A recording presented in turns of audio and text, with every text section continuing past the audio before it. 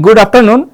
We will discuss today the transient response of the thermal system, and we will discuss in detail about the transient response characteristics towards the end of this course, but at least today we will see what is the transient response and why it is important, of course from the perspective of experimental methods, and then taking an example we will see that how can we obtain the response characteristics of a thermal system.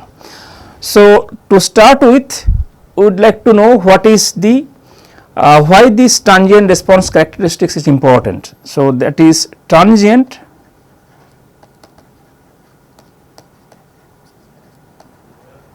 response. Why it is important? What is the meaning of that? That is what we should discuss today. So, I can write the objective of studying the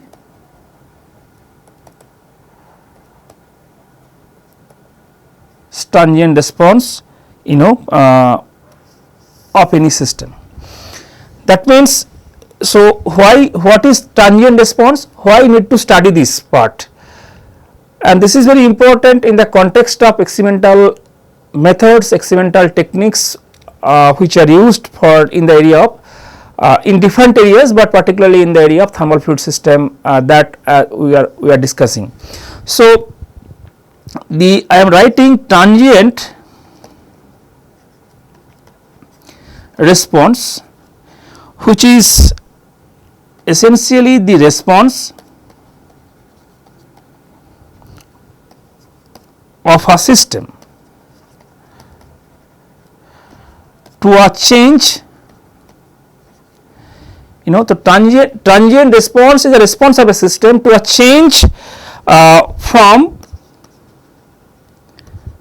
an equilibrium condition.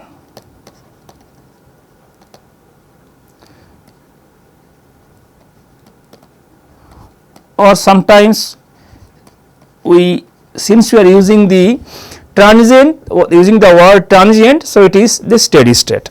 So, this is, we should know that the transient response is nothing but the response of a system to a change from an equilibrium condition or steady state. That means, a system will be, if a system, today we will try to discuss this taking an example of a thermal system. So, if the thermal system is disturbed by an external factor and the disturbances, if the system is getting disturbed by many sources, so the steady state or the equilibrium condition of the system will be perturbed, will be disturbed. So, that means, if a system, if we now today we will discuss about it from the perspective of a thermal system. So, a thermal system is now getting disturbed by a source, and as a result of which the equilibrium condition or the steady state condition of the system is getting perturbed. Now, if we would like to measure, say if we would like to measure the temperature of the fluid which is kept in a bath, and if we insert a thermometer, we can measure the temperature. Now, if the temperature of the fluid is getting changed by an external agent, and because of what, the temperature of the fluid will be changed.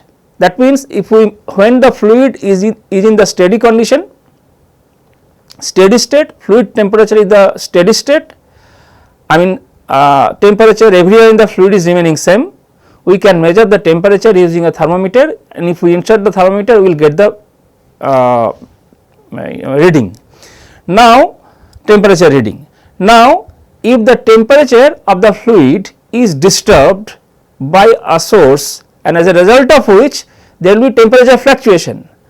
So, we need to know the response characteristics, how quickly we can, I mean the temperature will be disturbed, but if you would like to measure the temperature instantaneously, so how quickly that thermometer can give the correct result. And also we will see today that our objective should be the design a system. Our objective should be record or to measure the temperature of a particular of a thermal system. That is what I was talking about, that the disturbance perturbations, the disturbances perturbations which are there in the system externally, that should be recorded by the thermometer, and the time gap that should be very small. So, that means instantaneously we can measure the disturbance, and that is there in the system. So, that means the response of a system to a change from the steady state, the system will respond to a change, and the change is from what? I mean change is from the steady state. So, now we will take an example. Say we have fluid bath, we have a fluid bath, and this is filled up with one fluid.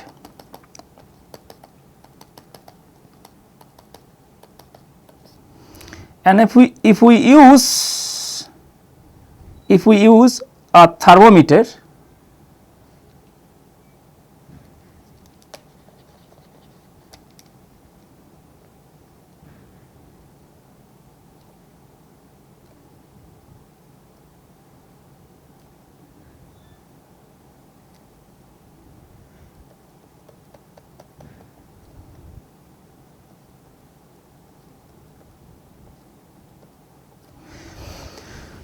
so we can measure the temperature of the liquid or the fluid which is kept in the bath. So, this is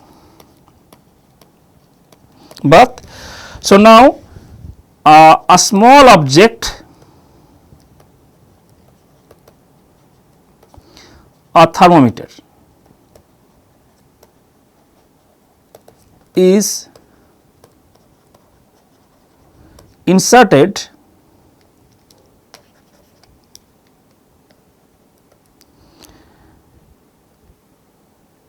in a fluid bath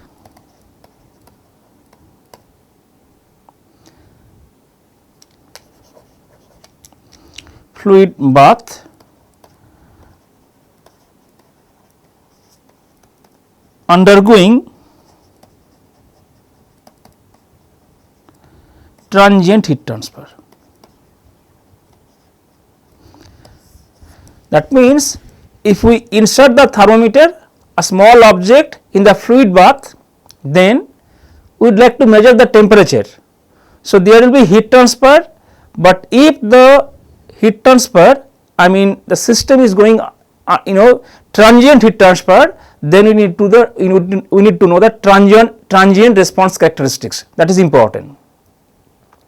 So, we need to model. So, today we will discuss about the modeling of the transient response of a system, and then as I said towards the end of this course we will discuss in detail about the response characteristics. So, if this is the system, and what will be the heat transfer, that means heat transfer, if we try to model, then we can write that HA into T infinity minus TA, that is m C into dt by dt, where T infinity is the temperature,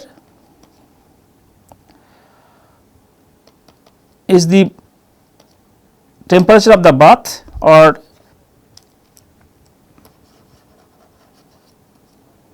of the fluid bath, T is the temperature of the object, right. H is the heat transfer coefficient,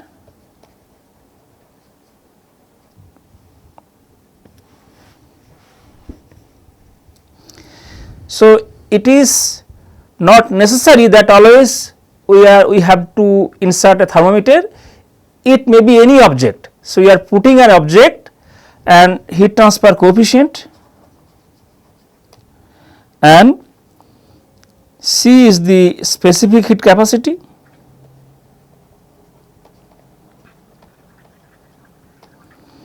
and A is the surface area.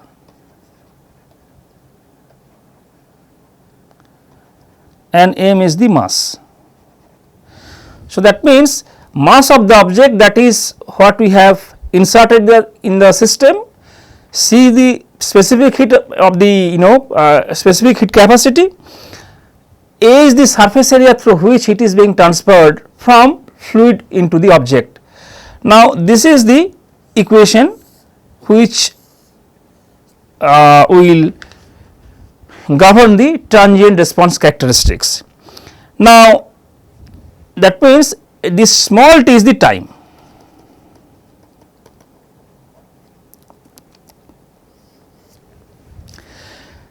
Now, when T infinity is constant throughout the, if we now consider the fluid bath, and if the temperature is uniform, that the bath temperature is uniform T infinity, then this is the equation we can model. So, this is obvious that if we place an object inside a fluid bath, that may be the thermometer as well, if we need to measure the temperature of the fluid which is there in the bath. This is the equation, that means there will be heat transfer, and of course, the transfer of heat will take certain amount of time. So, that is HA into T infinity minus T into MC into dt by dt. So, the time, there will be finite amount of time after which the temperature of the bath, the temperature of the object will be equal to the temperature of the bath, and the time required by the object will depends upon the specific heat capacity, mass as well as the surface area. Now, if we, so this is the equation, if we if we consider that T infinity is T mean plus f sin omega t, that is, this is bath temperature,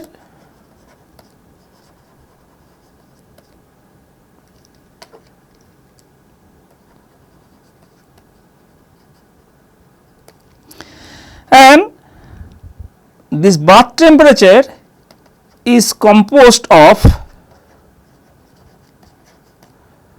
the mean and periodic component.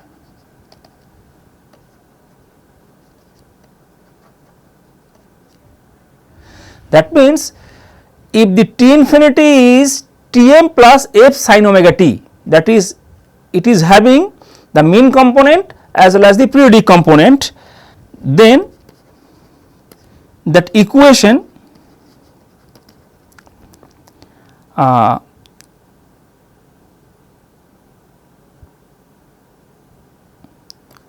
which will govern the object temperature.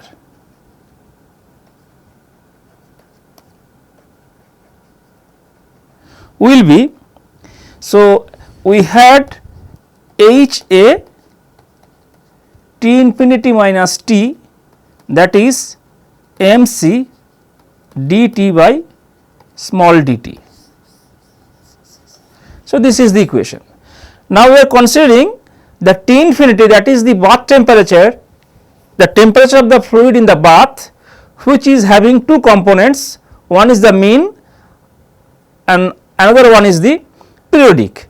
Now then the equation which will govern the object temperature will take different form, and that is nothing but dt dt d capital D by d small t plus m, I can write H A by m c into T, that will be equal to H A by m c into T infinity, that is nothing but T m plus f sin omega t.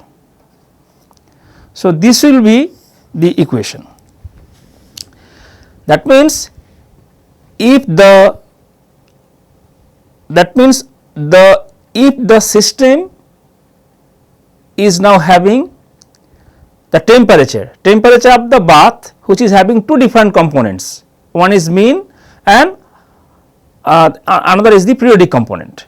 Now then this is the governing equation. If we solve this equation, we will get the time versus temperature, and we will see that what will be the time required to reach at the steady state condition. Now this equation we can solve using integrating factor, but it would be more convenient to consider first the solution to the corresponding purely tangent component. So this is the equation.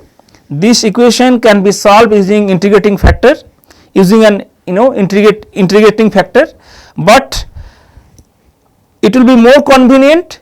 That means there are two different components of the bath temperature now. One is mean, another one is the periodic component. So it would be more convenient to consider first. So as a first case, the first case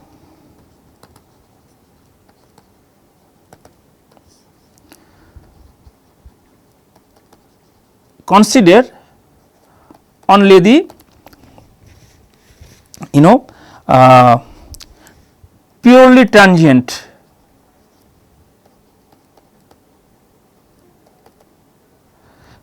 tangent component,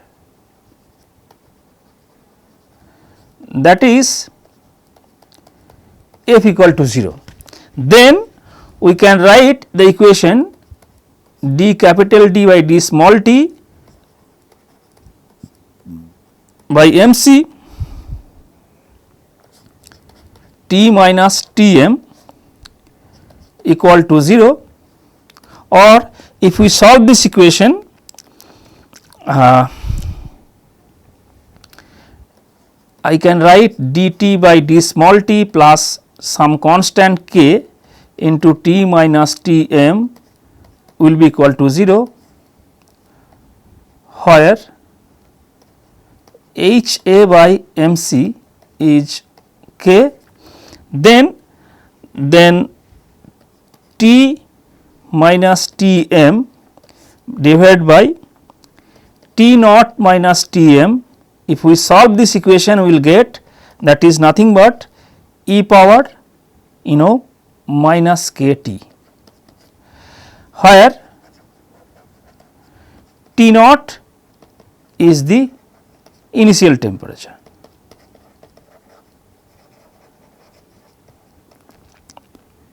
Where T naught is the initial temperature.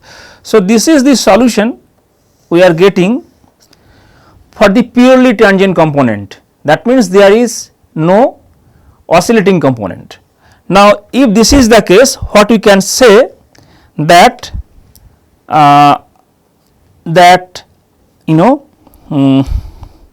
for a step change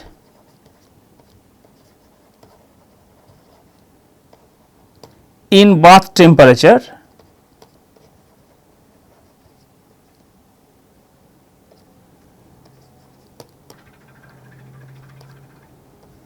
it will take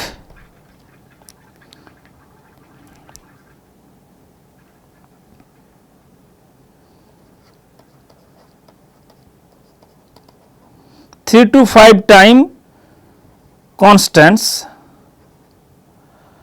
that is 1 upon k, for the object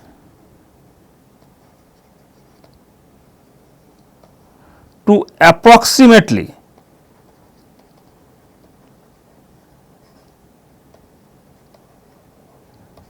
equal to the bath temperature.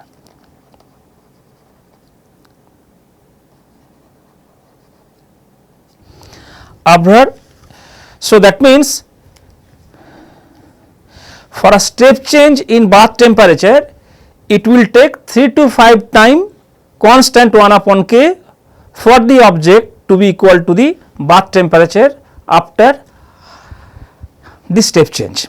So that is what the first case.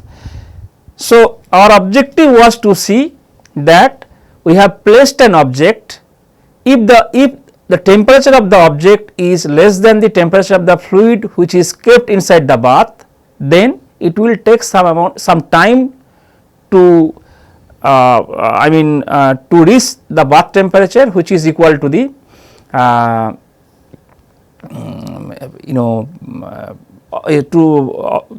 to reach the temperature of the object, rather which is equal to the bath temperature.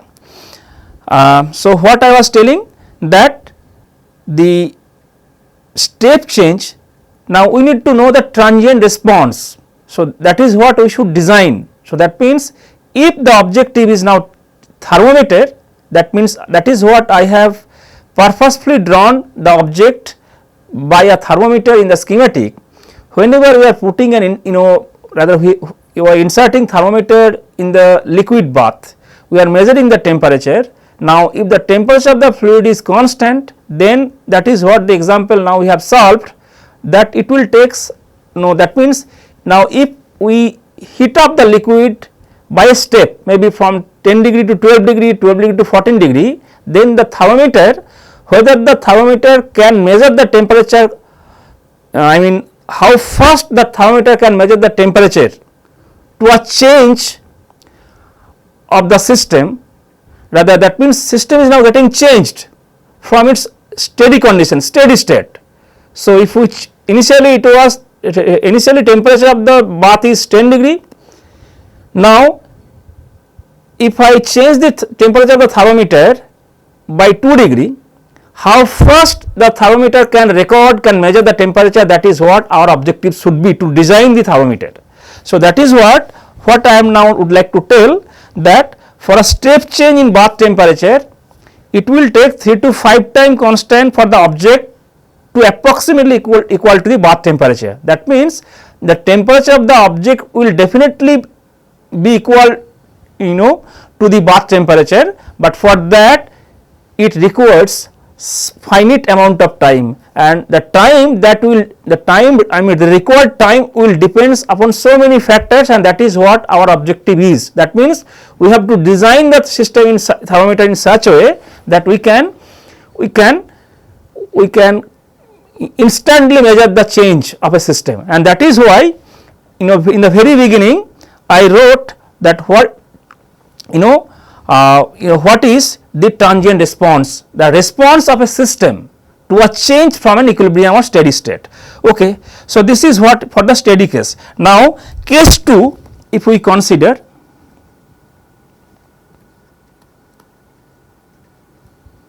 rather second case, then that is purely periodic component.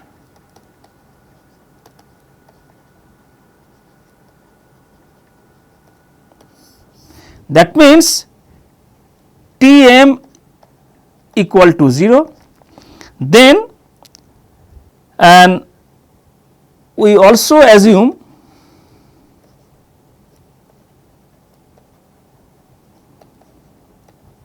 that T is equal to C naught sin omega t plus C1 cos omega t. That means we can write the equation, that is k into C naught, omega into C1 sin omega t plus minus omega into C naught plus k into C1 cos omega t is equal to k f sin omega t. And so, the periodic solution, that means periodic solution will be given by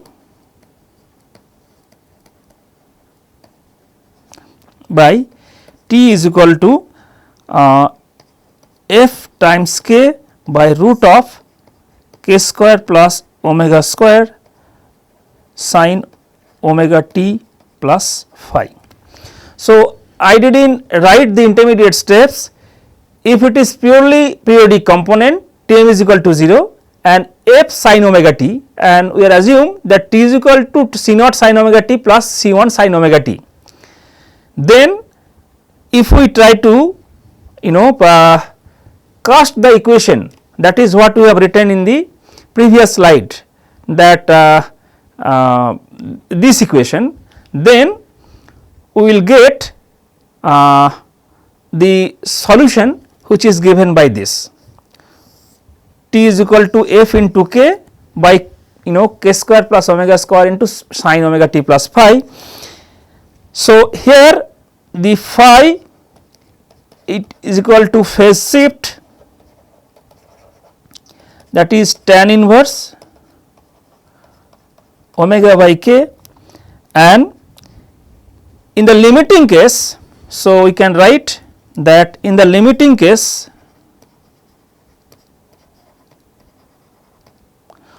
limiting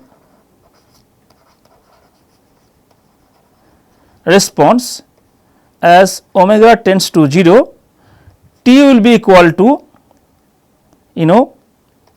f sin omega t. That means, in the limiting response, when omega is equal to 0, then t is equal to f sin omega t, that is what we have considered in the beginning. That means, if we go to the previous slide where we have written that if we have the if the temperature of the bath can be considered, can be considered by two different components. That means, the temperature of the bath is composed of the mean temperature as well as the periodic component. Now, for the limiting response, we can see from the solution, that is f sin omega t. So, now question is, what will be the amplitude response?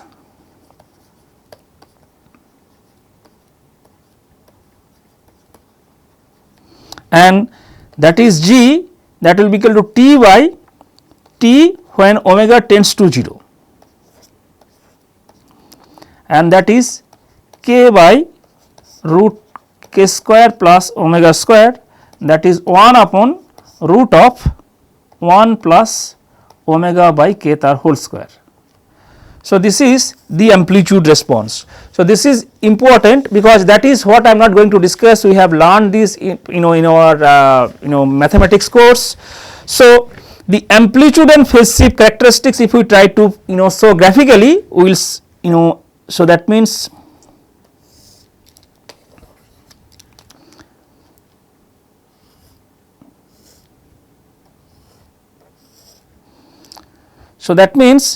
if we try to plot g versus omega by k, and this is phi by pi, this is also omega by k. So, we will get profile like this,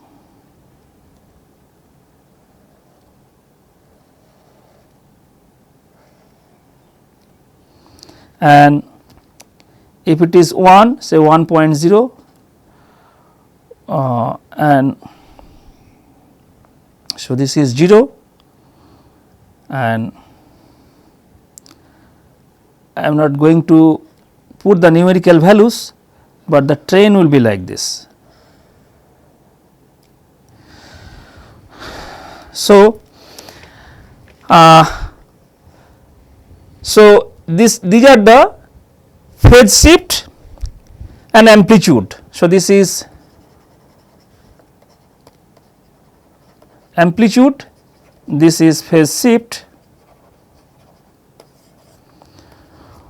These are the graphical representation of the amplitude and phase shift of a thermal system to a purely periodic change in bath temperature. So, these are the purely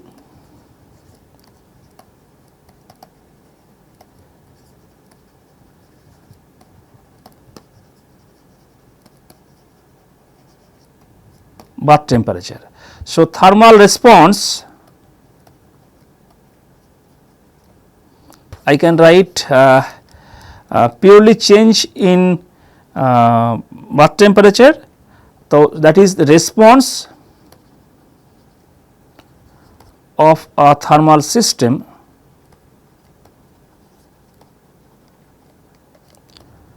to a purely periodic change in bath temperature.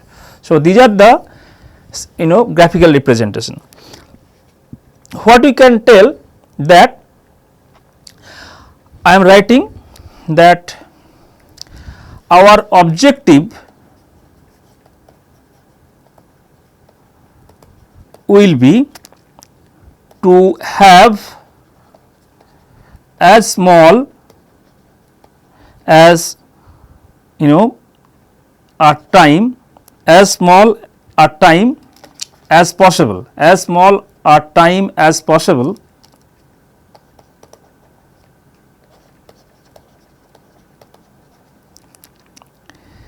that is K is large. If we wish to measure fluctuating temperature.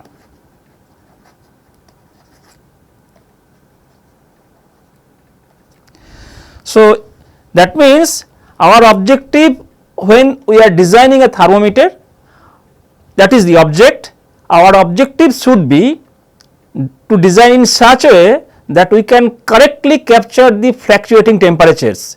If that is the object, from this simple analysis, from this graphical representation of the phase shift and amplitude of a thermal system, or rather response of a thermal system, where only the change is periodic, the change in temperature of the bath is having periodic change. So, that means then the case would be large, essentially to have as small as a time as possible. That means we need to measure the fluctuating temperatures correctly. The response will be very fast, otherwise the fluctuations will die out. That means we are inserting the thermometer in the liquid bath, and our objective should be to record the fluctuating temperature instantaneously. For that we need to design thermometer accordingly, and for that what we can see from is this expression from the graphical representation, K should be very large, and if that is the large, so that we can measure the fluctuating temperature and we will have as small as a time possible. Now, if we talk about thermometer, so if we talk about thermometer, right, that is the object, and that is what I was telling that in fact, if we look at the schematic where we have shown the thermometer and that is inserted. So, if thermometer is the object, then it has fixed material properties.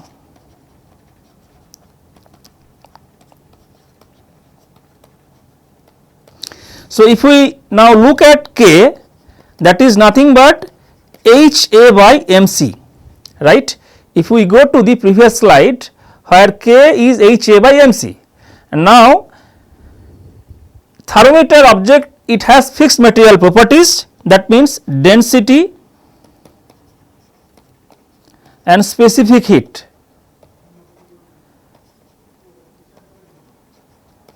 cannot be altered.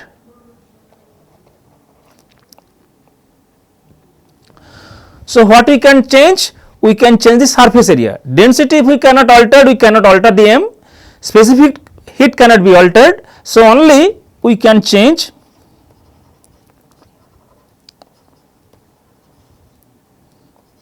the area, right. So, that means we can change the area. Now, this K, which is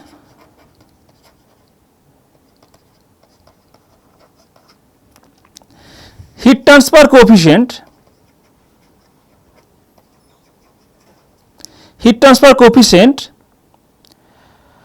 is, so I am writing in the next slide. So, we can alter only the surface, change the surface area,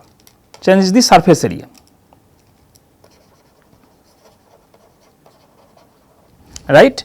So, we can write quickly that K is HA by MC. We cannot change this value, so we can change only the H. Now, H for sphere is proportional to R square, R power minus half, and surface area for sphere,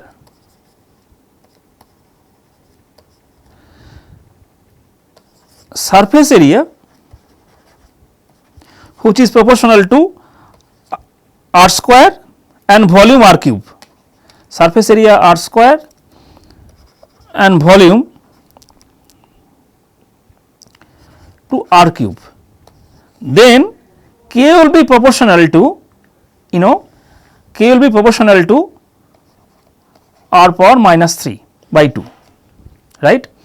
So, H is equal to that is minus 3 by 2. Now, that means K, our objective is to increase K. So, as I said that if we go back to this point, our objective will be to have as small as a time, that is K should be large. That is what we obtain from this graphical representation. Now, K should be large if we consider object is thermometer, density and specific heat for a given material is constant. So, we can alter the surface area. Sphere H, that is convective heat transfer coefficient,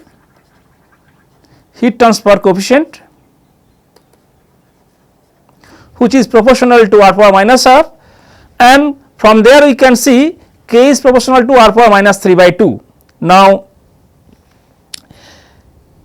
then objective should be to increase K. That means if we increase R, that means that is to increase, to decrease R, that is to decrease R. That means if we reduce R, we can increase K, and if K is increased, our objective will be fulfilled. That means we can measure temperature, fluctuating temperatures instantaneously, and that is why thermocouple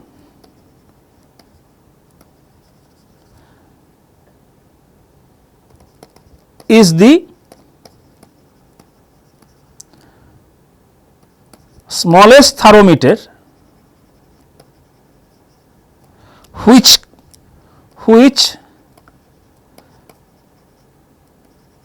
favors it as a dynamic thermometer, not static.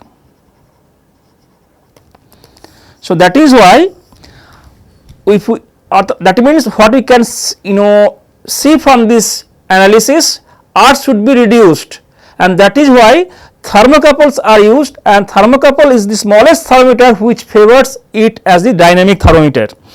That means not only the static, we also need to know the transient response, how fast we can measure the fluctuation, fluctuating components, and for that we need to reduce R. So our objective was for this class was to I can say the entire objective for today's class was to see what do you mean by transient response characteristics modeling, and then taking an example, that is what we have considered a thermal system.